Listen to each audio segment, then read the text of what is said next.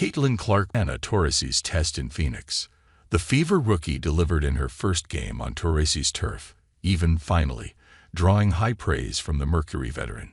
As much that is out there about Caitlin Clark phenomena, about the record attendance numbers and skyrocketing television ratings, about the flashy passing and limitless three-point range, you have to experience it in person to truly understand. There is a rare collection of stars in sports that just have it. LeBron James, Stephen Curry, Shohei Ohtani, and Patrick Mahomes.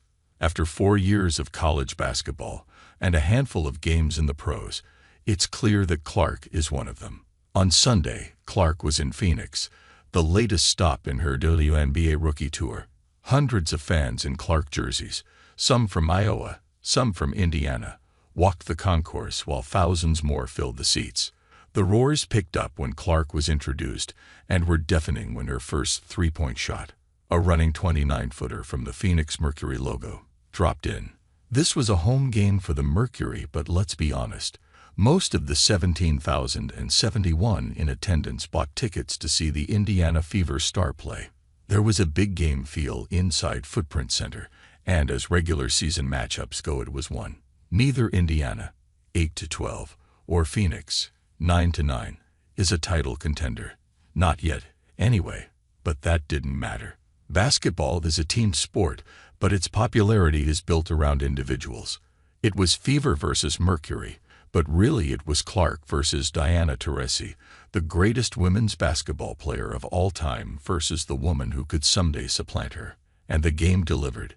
6 lead changes, 4 ties. The Mercury led by as many as 15 in the first half. In the third quarter, the Fever got their lead as high as 10. Taurasi scored 19 points. Clark collected 15. While Clark's shot, 4-14, wasn't falling, she made an impact with her playmaking, 12 assists. And on the glass, 9 rebounds, playing nearly the full 40 minutes while battling an illness that kept her from addressing reporters after the game. In the fourth quarter, with Indiana clinging to a 1-point lead, Clark knocked down 2 free throws with 19 seconds left to seal a win for the Fever. "It's amazing what Caitlin's been able to do in her short career," said Taurasi. "So far, just been nothing short of remarkable." Taurasi sparked a social media stir last week, answering a question about facing Clark with a terse, "Yeah, it will be fun." The veteran had a similarly chilly warning for Clark back in April before the NCAA title game, telling ESPN's Scott Van Pelt, "Reality is coming. You look superhuman playing against some 18-year-olds, but you're going to come play with some women that have been playing professional basketball for a long time." Though the league's spike in popularity has everything to do with Clark, she hasn't exactly been welcomed with open arms. And as she prepared for a Taurasi-led Mercury team, it was fair to wonder if she would face more of the same. Instead, there was nothing but smiles between two of women's basketball's most recognizable faces. They hugged before the game, exchanging a laugh before the opening tip. In the first half, they met near center court during a break in the action, talking for over a minute before play resumed. And as little as Taurasi had to say about Clark before the game, she had plenty to say after. "The one thing that I really love about her, she loves the game," said Taurasi. "You can tell she's put the work in.